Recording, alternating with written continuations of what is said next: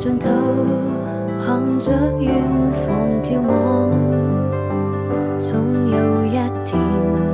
我將要離開這地方，等到黑夜照亮，會來到你身旁。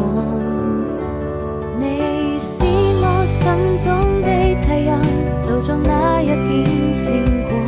因為你是夜空中閃耀的光芒，生活充滿力量，它在苦難中成長，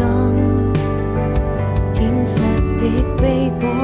尋找幸福的避風港，